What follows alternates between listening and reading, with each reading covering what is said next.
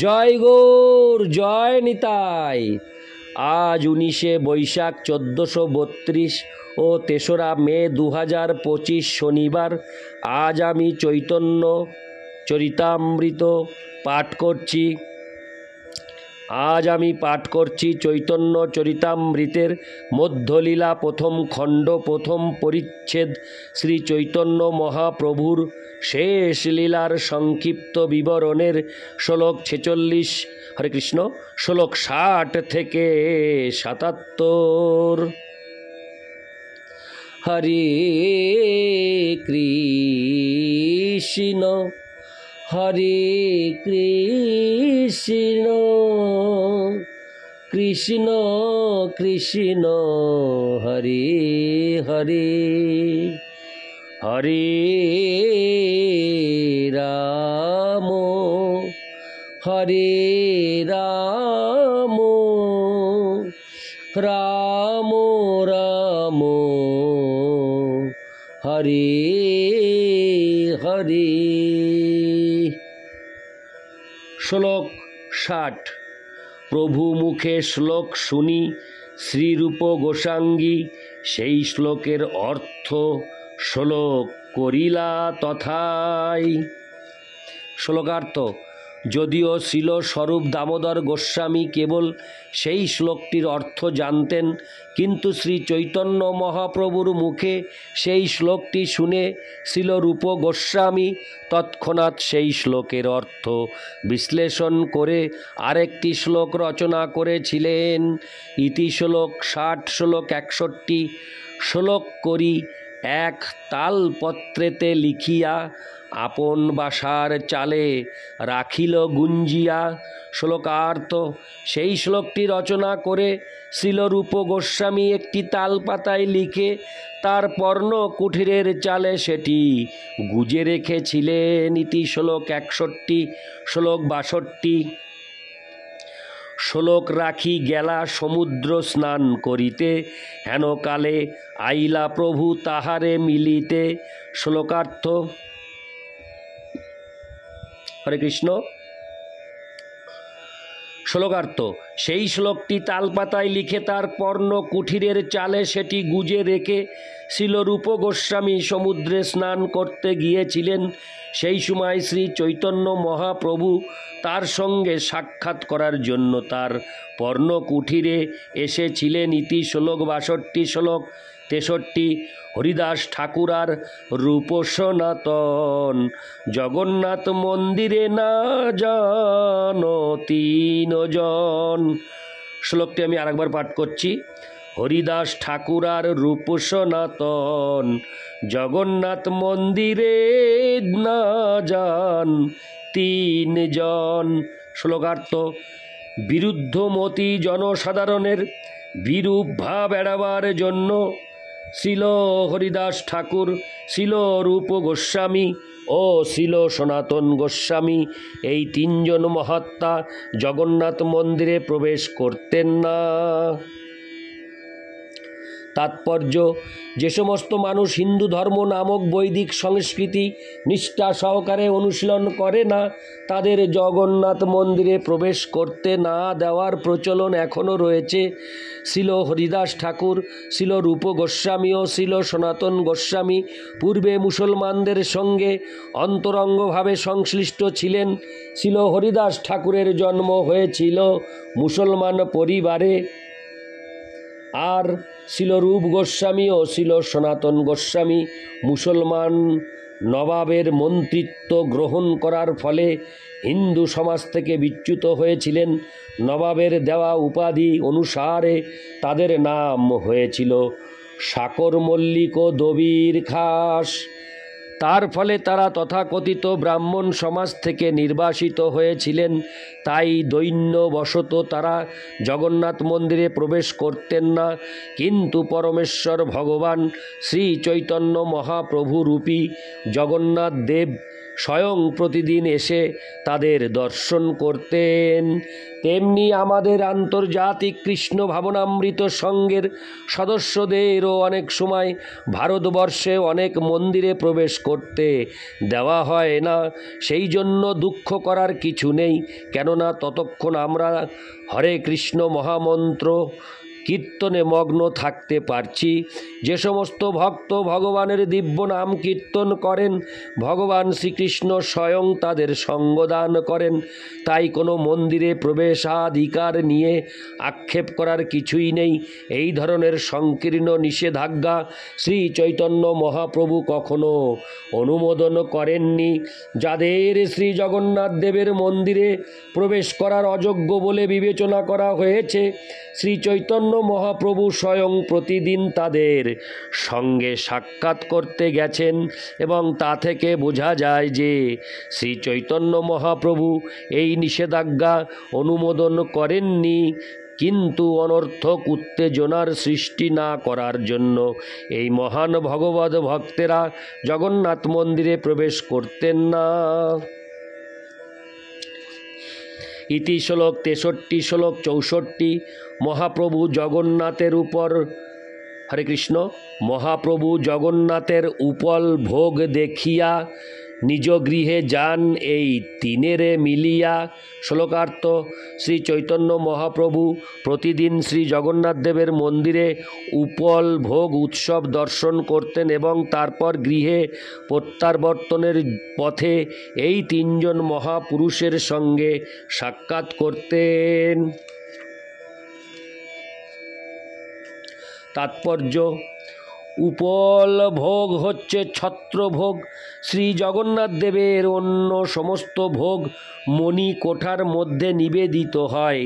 দিনের বেলায় দ্বিতীয় প্রহরের পর যে বৃহৎ ভোগ হয় তা গরুড় স্তম্ভের পিছনে যে একটি বৃহৎ প্রস্তরময় স্থান আছে তার উপর নিবেদন করা হয়। উৎপল শব্দটির অর্থ প্রস্তর। সেই প্রস্তরময় ভূমির উপর ওই ভোগটি হয় বলে তার নাম উপল ভোগ। এই উপল ভোগ জনসাধারণের সমক্ষে নিবেদিত হয়। ইতি শ্লোক 64 শ্লোক 65। এই তিন মধ্যে যবে থাকে যেই জন, তারে আসি আপনে মিলে প্রভুর নিয়ম। শ্লোকার্থ: এই তিনজনের মধ্যে যখন যিনি সেখানে থাকতেন তখন তার সঙ্গে মহাপ্রভুর সাক্ষাৎ করতে যেতেন। সেটি ছিল তার প্রাত্যহিক নিয়ম। ইতি শ্লোক 65 শ্লোক 66। দৈবে আসি প্রভু যবে ঊর্ধ্বেতে চাহিলা, চালে গোজা তালপত্রে সেই শ্লোক পাইলা। শ্লোকার্থ: শ্রী চৈতন্য মহাপ্রভু যখন শ্রীল রূপ গোস্বামীর পর্ণ কুঠিরে এলেন তখন তিনি দৈবাত ঊর্ধ্বে দৃষ্টিপাত করে চালে গোজা তালপাতায় লেখা সেই শ্লোকটি দেখতে পেলেন এবং তিনি তখন সেটি পাঠ করলেন। ইতি শ্লোক 66 শ্লোক 67। শ্লোক পড়ি আছে প্রভু আবিষ্ট হইয়া, রূপ গোসাঙ্গী আসি পড়ে দণ্ডবত হঞ্চা। শ্লোকার্থ: হরে কৃষ্ণ। সেই শ্লোকটি পাঠ করে শ্রী চৈতন্য মহাপ্রভু ভাবাবিষ্ট হয়ে পড়েছিলেন। সেই সময়ে শ্রীল রূপ গোস্বামী সেখানে এসে উপস্থিত হলেন এবং তাকে দণ্ডবত প্রণতি নিবেদন করলেন। তাৎপর্য: দণ্ড মানে হচ্ছে লাঠি। শরীরের 8টি অঙ্গ দিয়ে প্রণতি নিবেদন করে কেউ যখন দণ্ডের মতো ভূপাতিত হয় তাকে বলা হয় দণ্ডবত। কখনো কখনো আমরা মুখে বলি দণ্ডবত, কিন্তু ভূপতিত হয়ে প্রণতি নিবেদন করি না। কিন্তু তবুও দণ্ডবত মানে হচ্ছে গুরুজনের সম্মুখে দণ্ডের মতো ভূপতিত হয়ে প্রণতি নিবেদন করা। ইতি শ্লোক 67 শ্লোক 68। উঠি মহাপ্রভু তারে চাপড় মারিয়া, কহিতে লাগিলা কিছু কোলেতে করিয়া। শ্লোকার্থ: শ্রীল রূপ গোস্বামী যখন দণ্ডবত প্রণতি নিবেদন করলেন তখন শ্রী চৈতন্য মহাপ্রভু উঠে গিয়ে তাকে স্নেহ ভরে একটি চাপড় মারলেন। তারপর তাকে কোলে করে বললেন, ইতি শ্লোক 68 শ্লোক 69 মোর শ্লোকের অভিপ্রায় না জানে কোন জনে, মোর মনের কথা তুমি জানিলে কেমনে। শ্লোকার্থ, শ্রী চৈতন্য মহাপ্রভু বললেন, আমার শ্লোকের অভিপ্রায় কেউ জানে না, কিন্তু তুমি আমার মনের কথা জানলে কি করে। ইতি শ্লোক 69 শ্লোক 70 এত বলি তারে বহু প্রসাদ করিয়া, স্বরূপ গোসাঙ্গীরে শ্লোক দেখাইল লঞ্চা। শ্লোকার্থ, এই বলে শ্রী চৈতন্য মহাপ্রভু শিল রূপ গোস্বামীকে বহু কৃপা করলেন এবং তারপর সেই শ্লোকটি শিল স্বরূপ দামোদর গোস্বামীকে দেখালেন। ইতি শ্লোক 70 শ্লোক 71 স্বরূপে পুছেন প্রভু হইয়া বিস্মিতে, মোর মনের কথা রূপ জানিল কেমতে। হরে কৃষ্ণ, জানিল কেমতে। শ্লোকার্থ, সেই শ্লোকটি ছিল স্বরূপ দামোদর গোস্বামীকে দেখিয়ে অত্যন্ত বিস্ময় সহকারে শ্রী চৈতন্য মহাপ্রভু তাকে জিজ্ঞেস করলেন যে শ্রীল রূপ গোস্বামী তার মনের কথা জানলেন কিভাবে।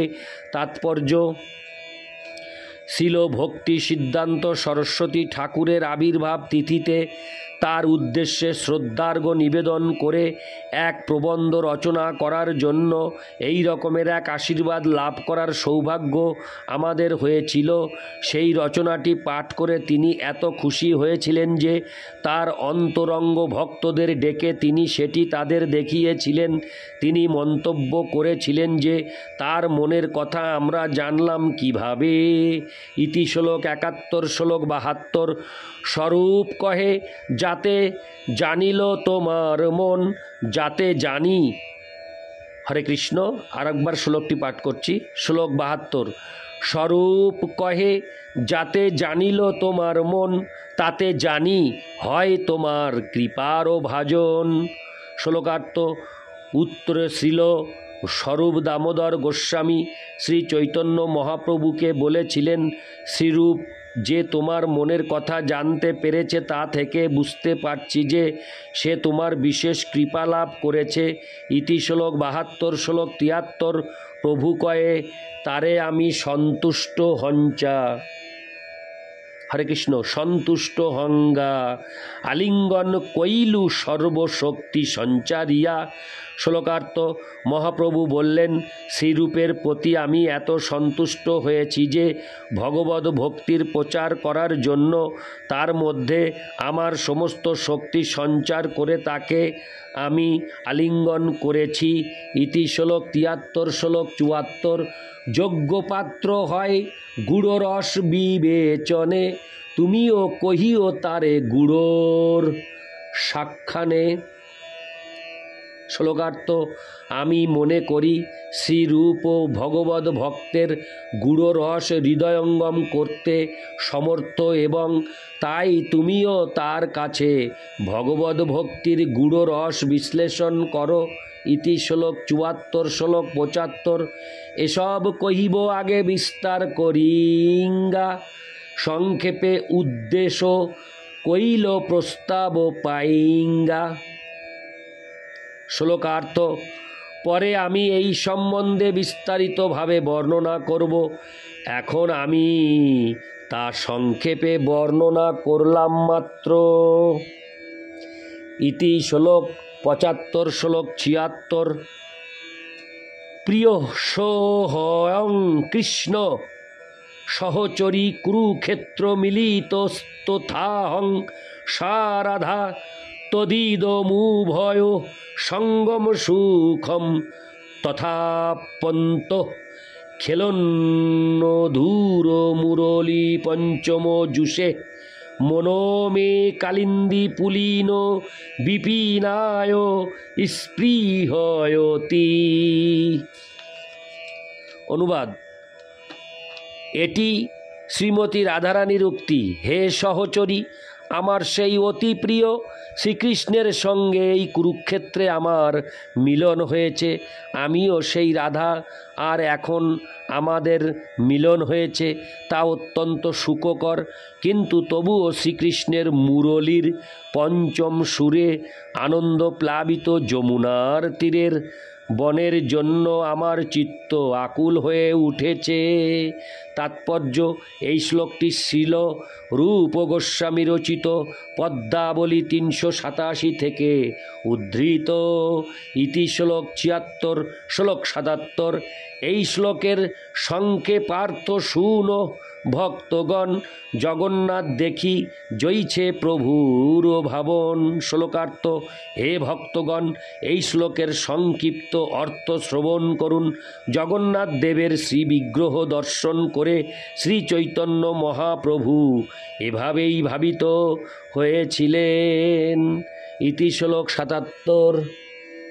হরে কৃষ্ণ হরে কৃষ্ণ কৃষ্ণ কৃষ্ণ হরে হরে হরে রাম হরে রাম রাম রাম হরে হরে।